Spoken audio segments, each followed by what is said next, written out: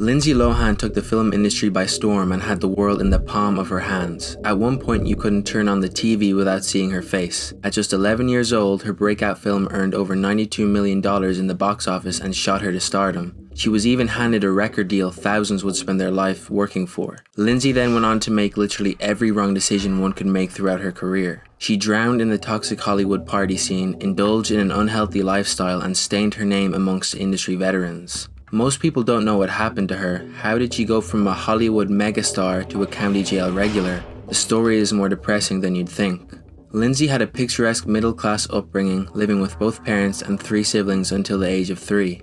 Eventually, her parents separated, and shortly after, Lindsay started modeling with the Ford modeling agency for popular brands. Shortly after, she appeared in a Jell-O commercial with Bill Cosby.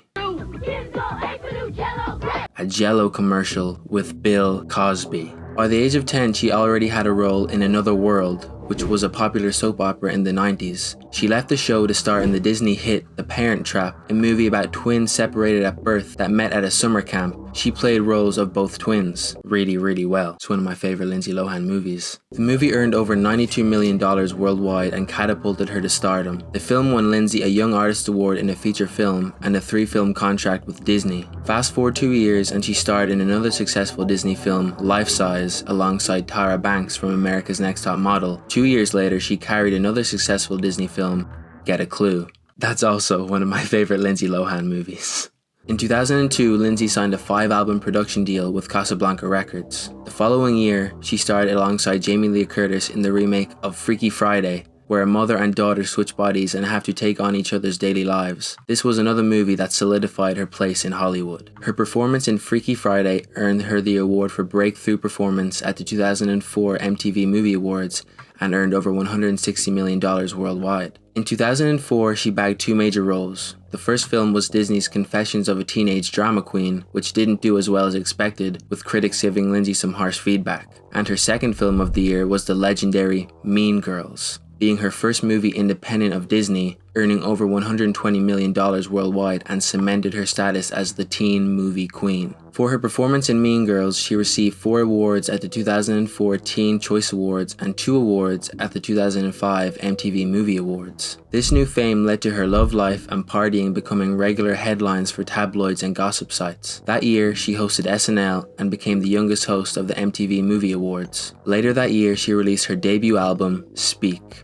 selling over 1 million units in the US alone. I never knew she released a song, let alone an album. The album peaked at number 4 on the Billboard Hot 200 and sold over 200,000 units first week. In 2005, she returned to Disney and released another classic, Herbie Fully Loaded, a movie about a Volkswagen Beetle with feelings. Soon after she got a doll, then that doll got a movie, and I think that's pretty weird. In 2005, she released her second album, A Little More Personal, and it peaked at number 20 on the Billboard 200 and eventually became certified gold. Lindsay's next film was Just My Luck, which ended her box office boom. The film earned her first Golden Raspberry nomination for Worst Actress. This led to her to focus on more mature roles in small independent films like A Prairie Home Companion in 2006. Her next movie was the drama Georgia Rule. During filming, she was hospitalized for being exhausted, but in a leaked letter, she was blasted over late arrivals and being absent from set, stating, "We are all aware that your ongoing all-night heavy partying is the real reason for your so-called exhaustion." It's from 2007 onwards that Lindsay's run-ins with the law started to outweigh her professional success and would lead to a number of arrests. Her first major arrest was in May 2007 when she lost control of her Mercedes-Benz convertible and struck a curb. She voluntarily checked into Promise Treatment Center in Malibu and modeled an alcohol monitoring bracelet for 45 days after leaving rehab. Just 2 weeks after checking out of rehab, she was arrested again after a woman claimed she was trying to run her over with her SUV. She was charged with drunk driving, cocaine possession, and driving with a suspended license. In August of that year, Lindsay entered rehab for the 3rd time. Later that month, she pleaded guilty to misdemeanor cocaine use and driving with a suspended license. She was sentenced to a whopping 1 day in jail and 3 years probation. That October, she left Cirque Lodge Treatment Center. In November, she spent the entirety of 84 minutes in jail but was released due to alleged overcrowding.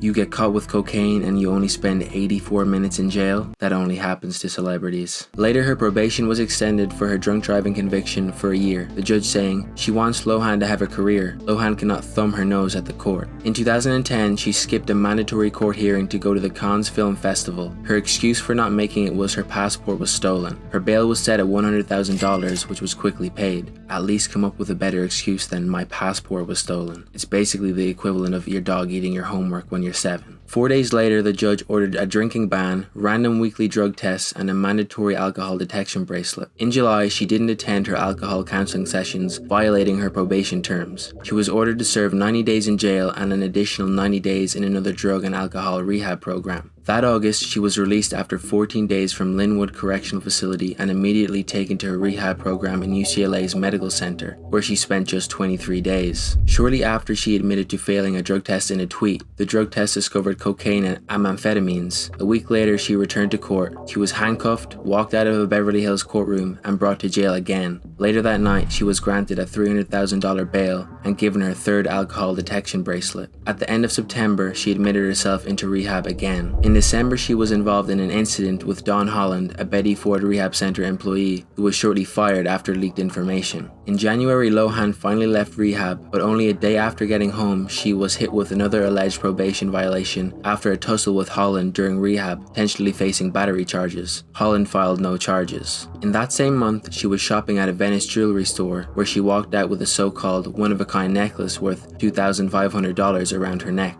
In February, the LAPD obtained a search warrant for her apartment to look for the necklace, but it was handed in to the police by someone close to Lindsay. Some believe she was tipped off. She was then charged with felony grand theft by the Los Angeles DA. The following month, she made her 9th court appearance in 10 months to accept a plea deal or take the theft case to trial. She rejected the plea deal and a hearing date was set. In April, she was sentenced to 120 days in jail for violating her drunk driving probation after her jewelry theft charge. She spent 5 hours in custody after bonding out at $75,000. She received another 480 hours of community service and her theft charge lowered to a misdemeanor. The next month, she began her community service at the Downtown's Women's Center in Los Angeles. Later that month, she entered a guilty plea and was sentenced to 120 days in jail, but was fitted with an ankle monitor and released to serve her time in home confinement. In June 2011, she failed a drug test while in home confinement and was told by Judge Saunter she was guilty of extremely poor judgment for having roof parties while confined at home. At the end of her home confinement, she had to start her community service at the county morgue. Fast forward to October 2011, and she was handcuffed and bail was set at $100,000 for not meeting her community service requirements, but made bail after 2 hours. During her time in and out of rehab and jail, she still made movies and appeared in TV shows, from I Know You Killed Me, a 4-episode run on Ugly Betty, and somehow landed a documentary job with the BBC called Lindsay Lohan's Indian Journey, which covered human trafficking in India. It was just a perfect role. In 2014, an 8-part docuseries aired on Oprah's TV network, which followed her life in New York City after rehab. She then tried her hand on the stage in the West End, and it went okay, with comments like lukewarm and out of her league. In 2015, she was seen in a picture holding the Quran, and later in 2017 pictured wearing a headscarf in Turkey. Speaking on Turkish TV, she said she was crucified for holding the Quran. For some strange reason, she even started using an accent while speaking about the topic, hinting at the idea she'd converted to Islam. And this is who I am. But this is just me holding it with me, walking, going. She then transitioned from the stage to MTV reality TV after getting her own show called Lindsay Lohan's Beach Club, which focused on her new businesses of beach party clubs in Greece, but sadly only lasted 1 season before moving on to her next job as a judge on the Australian version of Masked Singer. After 12 years, she re-signed with Casablanca Records and released a new single called Back to Me, but didn't gain any real traction, but it's actually really catchy. In 2018, she started an Instagram live drunk and attempted to take a homeless family's kids, using her Arabic knowledge to communicate with the mother and father. This led to her getting punched in the face by the mother of the children.